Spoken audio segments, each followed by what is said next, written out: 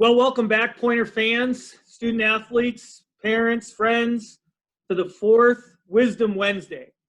I am really lucky today to be joined by a former colleague and now a good friend, national champion head coach of the Pointers, Chris Brooks, current assistant coach at Michigan Tech. You know, he's following in a long line of great leaders. First, we started with Hall of Famer Frank O'Brien, two-time national champ Jack Bennett, Abby Sutherland, who led us to 2 Final Fours. And now today I get to chat with a man who led us to 3 straight national championship games, took us to another Elite Eight in 2017, left UW Stevens Point as the national champ in 2016 with a record of 119, 45, and 13. Let that settle in there for a second. 119 wins to only 45 losses and 13 ties, a 709 winning percentage in his 6 years, in one of the best leagues in the country with one of the best strengths of schedule. Did a phenomenal job for us while he was here and moved on now to be in this will be entering his 4th year coming up next season at Michigan Tech. Has been at every level of hockey, Hall of Fame, student athlete, Michigan Tech, or Western Michigan, former coach at Western Michigan. When you talk about hockey, one of the first names that come to my mind is Chris Brooks. I'm lucky to be with Chris. Chris, how are you doing today? Doing great. Thanks for having me, Brad.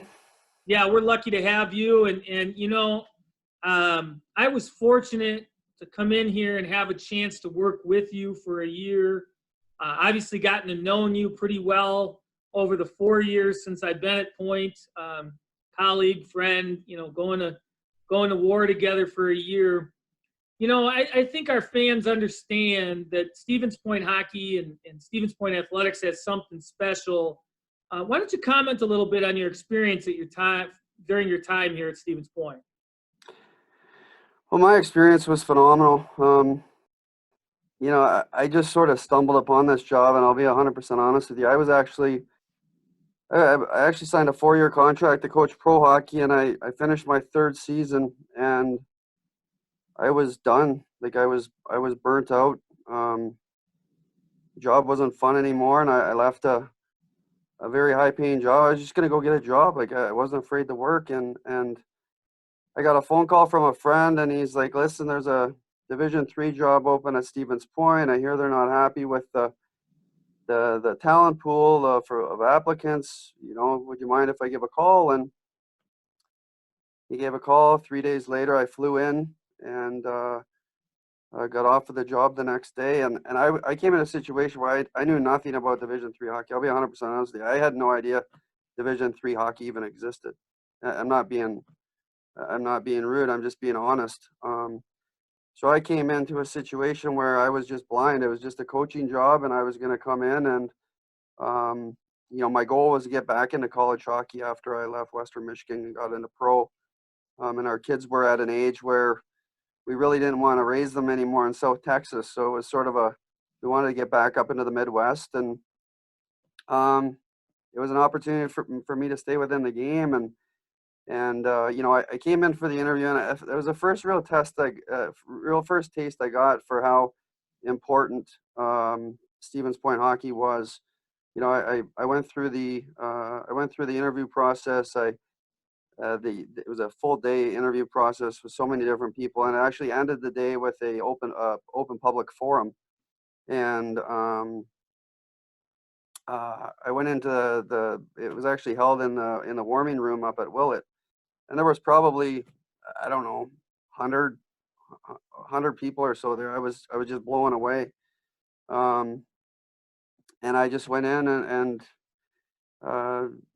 just was honest through the whole interview process and sort of explained how I was going to come into the program and continue on so many of the great things that, you know, that past coaches before me had done with, you know, with Mark Mazzolini and Joe Bolorado and Will Nickel and me. And, you know, I just came in with a vision, and, you know, first couple of years, the rink wasn't very full. It was it was empty, and just worked through it and worked through it. And, you know, as you can see how much it's grown over the past 10 years, and just so many great memories, so many great people that I was able to surround myself with, staff, fans, players.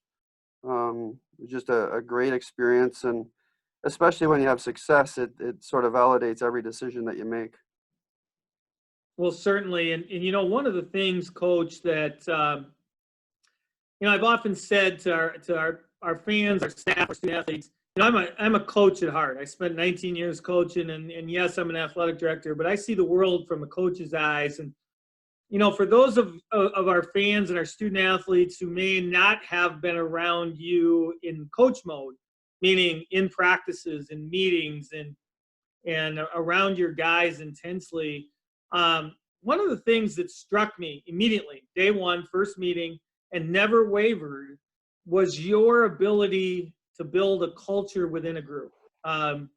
You know, now mind you, when I interviewed for my job, similar to you in the Open Forum 2016, I was coming on the heels of your national championship. So here you go. You're going to hire a basketball coach to be your AD at a hockey national championship program, and you know, I knew from day one that you were committed to winning, and I may not have known the difference between the red line and the blue line, but I knew what I had in our hockey coach. Talk to us, Coach, about how you develop culture within a group of men that led you to such success while you were here. Well, you know, I think it was just a lot of planning on my behalf before I came in. I had a vision on how I was going to run my program, and I was going to be flexible, but I will in certain areas, but I was also going to be probably rigid in other areas. I had certain non-negotiables that that I wasn't going to put up with. For me, as a leader or as a coach, it's no different than your responsibility as a father. You know, like I'm not going to let my players away with things that I wouldn't let my own children away with. So those things, you know, when I sit back and I look at them, a lot of non-negotiables that I had, you know, I didn't care what you wore to school. I didn't care if you sat in the front row or the back row. All I really cared about was that you went to school and you did well in school, and you represented me and your teammates and the university and alumni in a first class manner.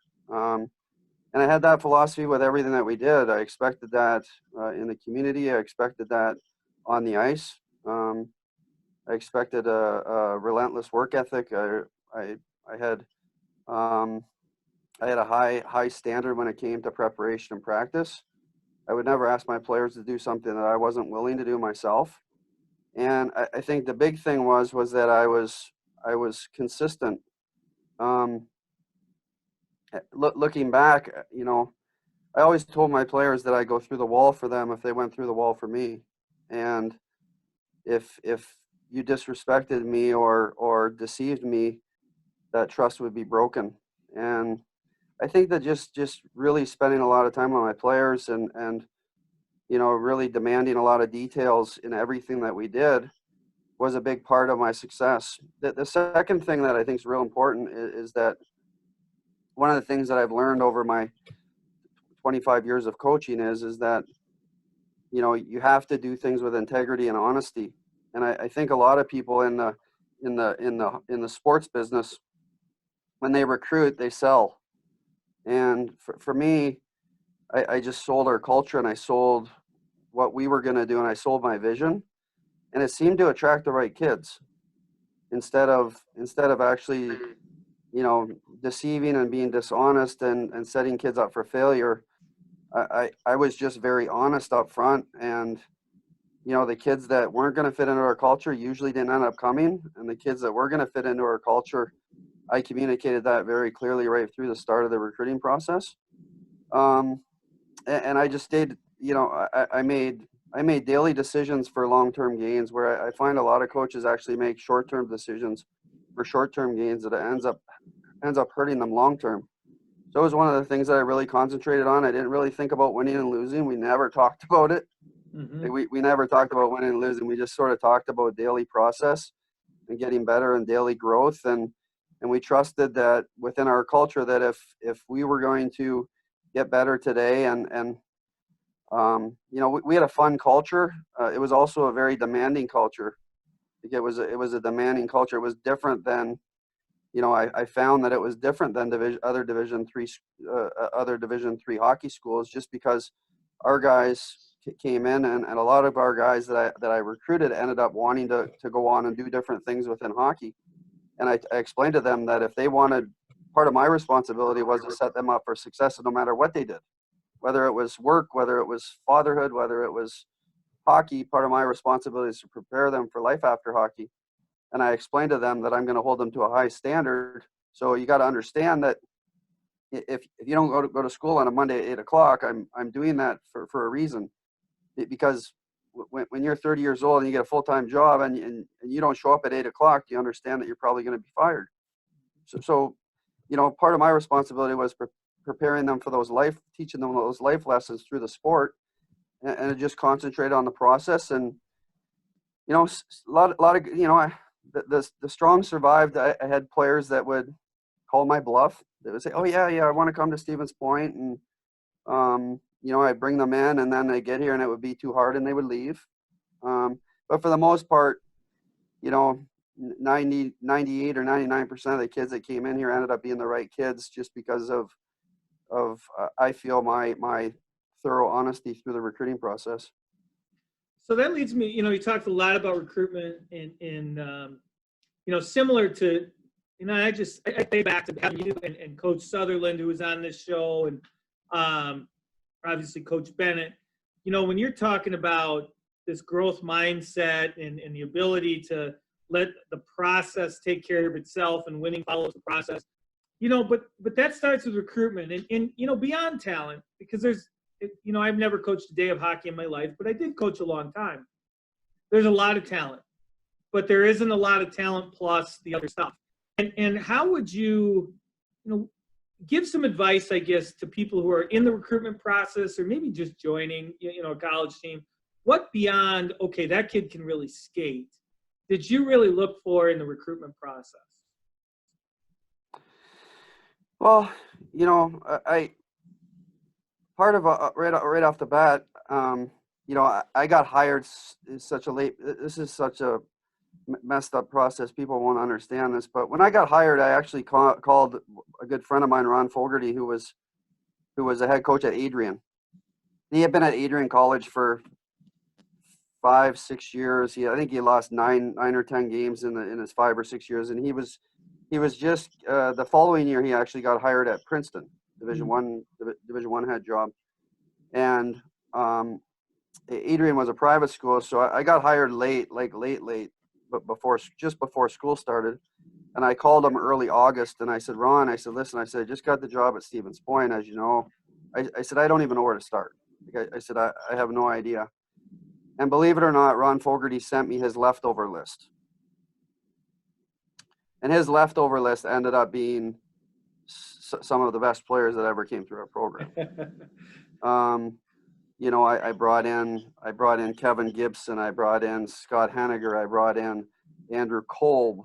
We ended up getting Garrett Ladd. We ended up getting Kyle Brody from Bemidji. Those kids ended up, they were a big part of the core foundation of what built our program. So I got lucky with that. I got lucky with that connection, and I got his leftovers. But a big part of like I said, a big part of what I did was I just communicated honestly through the recruiting process. The other thing that a lot of people ask me how I built those teams. I don't think our teams were the most talented teams. I think the teams that we played, like you look at some of the teams that we played against when we beat St. Norbert, we beat Adrian 2 or 3 years straight. Like their teams were actually on paper, I felt a little bit more talented than our teams. I just felt that our teams were committed. I think our culture was very strong, and it actually made our players go from good to great as a group. I think that they believed in that vision, and that vision carried it. You know, and the funny thing about that team, the team that we won with in 16, you know, a lot of people say, you know, how did you, you know, how'd you build that team? Well, if I look back and I looked at it, and 85% of that team I had never seen play. Yeah, I'd never seen the kids play. I just took them off of recommendations. I called people. I was networking. I was doing different things. And 95% of the recruiting that I did when I worked at Stevens Point was all through other people. And I just trusted people within the business that I had worked with before, or met on the road, or junior coaches that had sent me players before that their kids had a great experience. And, you know, but they also understood that how I was going to run my program. You know, because a lot of the people that were in the business were guys that I had either coached with and they knew how I worked, or guys that had played against me that had a certain notion of me as a player. And they sort of understood the types of kids that I looked for in my program. So it was just a lot of time. You know, like it's within a Division III head coaching job. It's not a 9-month job. It's not a 12-hour a day job. Like that's the thing. You may make money that's an 8-hour a day, maybe 8-hour a day pay, but in order for you to be successful, it's 15, 18-hour days. And I committed to that. I did that for 6 years, and I wouldn't regret any of it that I did. You know, a lot of people fully don't understand that you know that you're carrying your own laundry from Willett over to campus every day. They don't understand that every Sunday you're at the rink folding laundry and getting ready for the upcoming week. And you know, people, especially now that I go back to Division I level, like the guys at Division I level have no idea of the responsibilities that you have as a Division III head coach. Yeah, I don't regret any of those responsibilities, or regret my decision of ever doing it. But you know, now that you're out of it, it's one of those things that you really look back on and really appreciate. And you know, the things that I learned when I worked at Stevens Point, the people that I met, a phenomenal impact on my life and my career, and something I'll never forget. You know, you mentioned something there, Coach, that is really unique to the sport of hockey.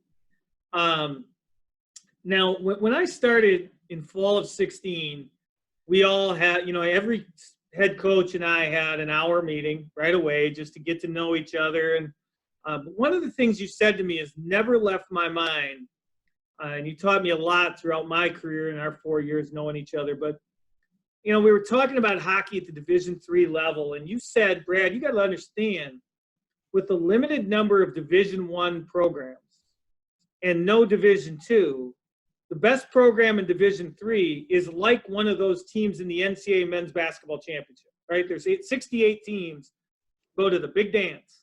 Well, you know, being a national champ in Division III, you're probably comparatively to the two sports as good as one of those teams that makes the big dance in the NCAA Division I tournament. So, you know, running a Division III hockey program is in some ways major. You know, it's like running a big time mid-major that makes the tournament or whatever. Talk a little bit though, Chris. You've been at every level of hockey. You've been around this your whole life. Your son, for those of you that don't follow the Brooks family, your son's a high-level player, junior player. You know, had a great high school career. You know, so hockey goes deep in the Brooks family. Talk about the differences between Division I and Division III without Division II, and what is it that you see are the similarities and differences between the two divisions? Well, you know, now, you know, I spent 10 years at Western Michigan and 6 years at Stevens Point, and now I've been back in Division I game for 4 years. And, you know, for me, I look back on a lot of players. When I worked at Stevens Point, I had a lot of Division I players.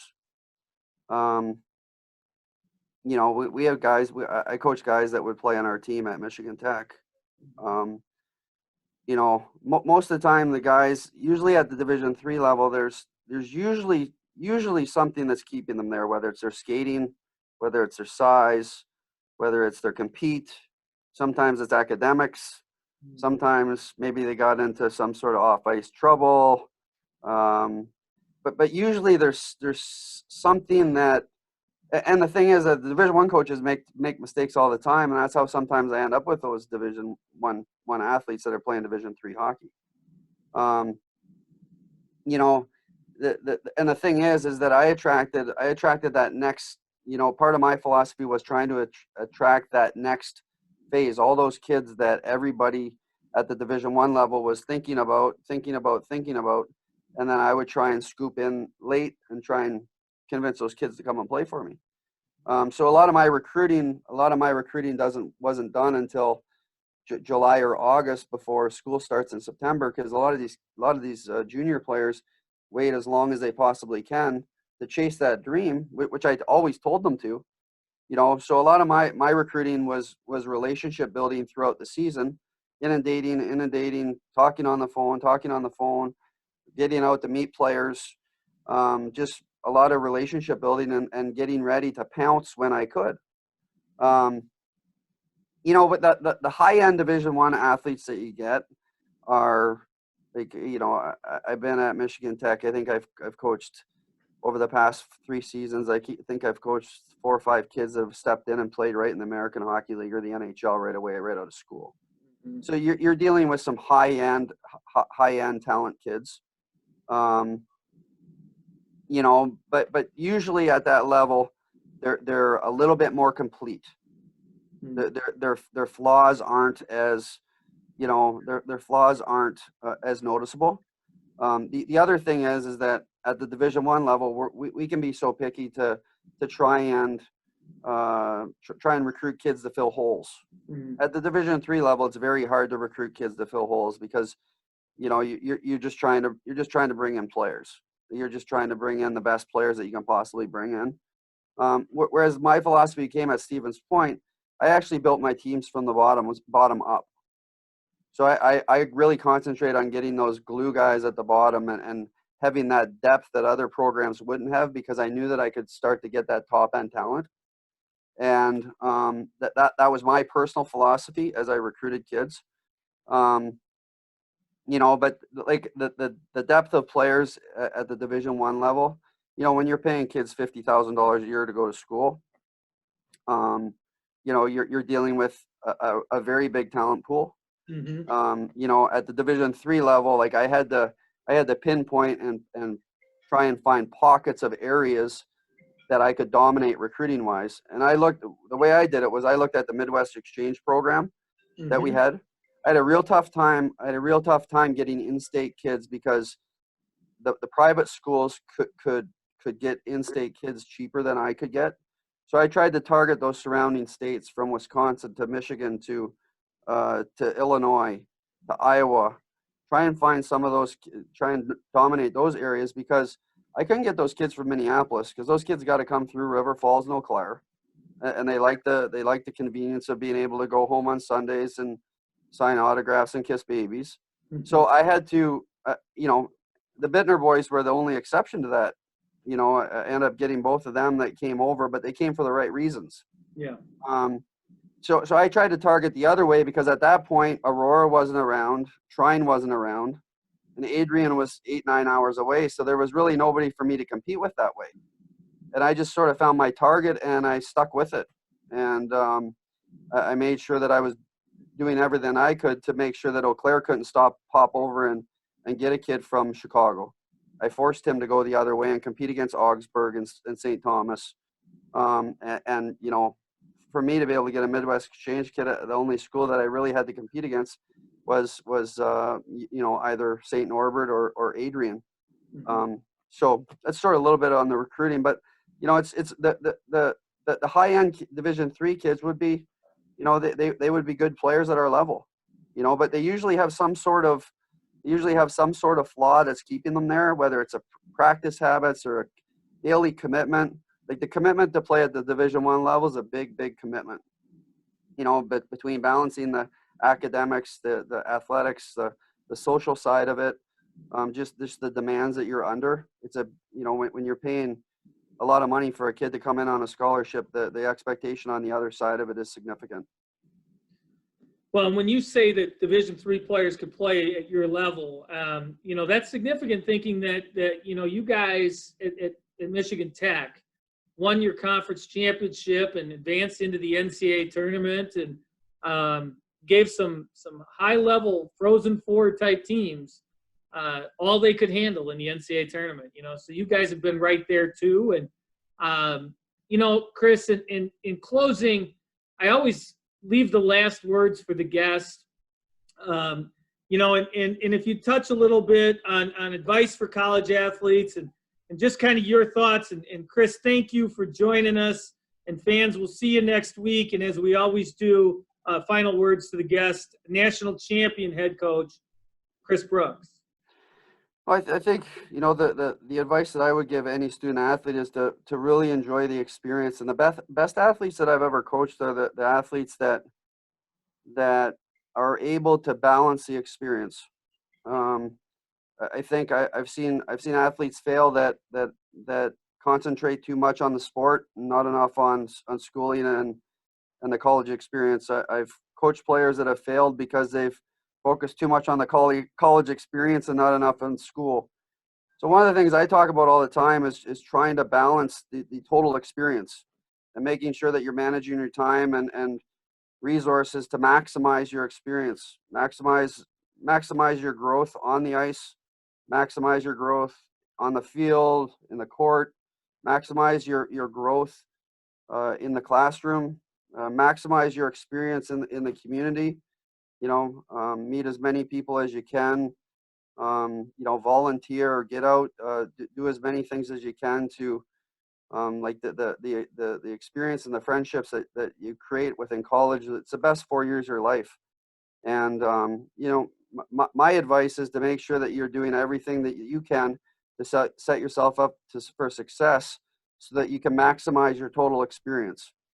Because I'd give anything to go back and be a college athlete. You know, now knowing what I know now, you know, I was very fortunate to have a successful college career, but, you know, to be able to look back on what I know now, and if I were able to do it all over again, I would be such a better player, but such a better student, and probably such a better person. So I think, you know, the other thing is that I think there's so many opportunities out there for kids nowadays, with social media, with the internet, with resources that we have. You know, I just recommend for them to do everything that they can to maximize their self-growth, read, watch video, you know, use the resources that you have at your, you know, show initiative, use the resources that you have as a student athlete to maximize yourself, you know, so that you don't look back on your experiences and have any regrets whatsoever. Coach every day as if it's your last, and make the most out of it every single day that you can. Well, Pointers, you understand why we had wisdom with Chris Brooks. You always walk away learning a little bit and becoming, you know, I always felt like every time I talk with Coach, I walk away a little bit smarter of a human. So until next week, hang in there. And during these unprecedented times, we'll be back next Wednesday with the 5th edition of Wisdom Wednesday. Thanks, Coach. Thank you.